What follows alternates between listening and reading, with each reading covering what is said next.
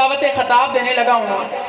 अल-मुख्तार Islamic institute पिंड सुल्तानी के होनहार तालिब इल्म मोहम्मद साद को, जो अंग्रेजी में अपने ख्यालात का इजहार करेंगे।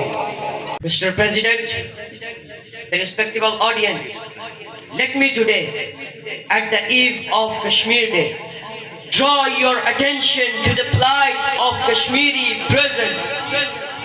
Hearken to the shots of bullets, crackles of blood, strong sounds of explosions, screams of children, sighs of mothers, and silenced voice of resistance against oppression.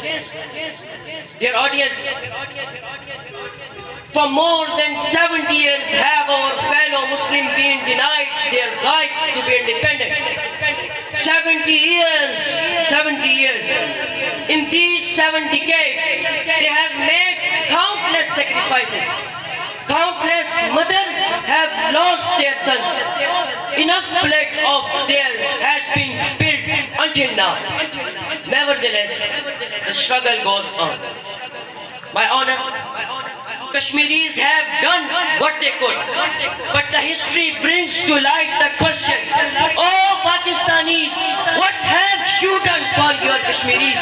They have suffered for a long, just because of demand for annexation to Pakistan. What have you given in return?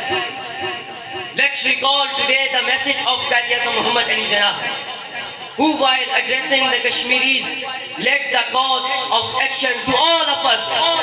While addressing the Jammu and Kashmir Muslim Conference on 26 October 1946, he remarkably said, my message and earnest appeal to Muslim leadership in Kashmir is: organize your people socially, economically, educationally and politically, and to set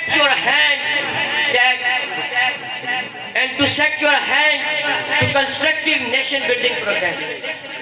Dear audience, we need to revive our conscience, awake our senses, and follow the calls to reactions. This day should not merely be a commemorative day. It should be the day of allegiance, the day of pledging allegiance to the cause.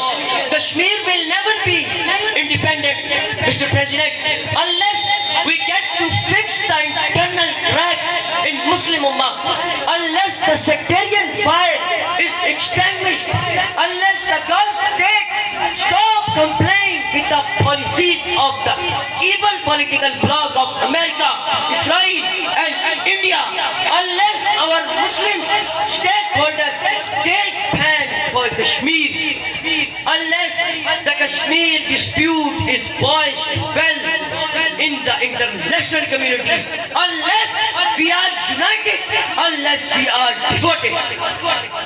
Let's make a vow to God, to our conscience, to our blood, for surfacing the issue of Kashmir with all zeal and zest, and for the vast hope that one day the sun of independence will dawn upon the beautiful venue, and our fellow Kashmiris will have peaceful and prosperous lives.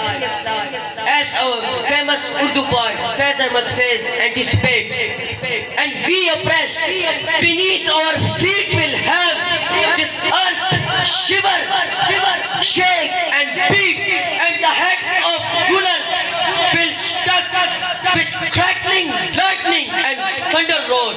Indian throne will soon be reduced to ashes. Kashmir will be ours. Pakistan Zindabad.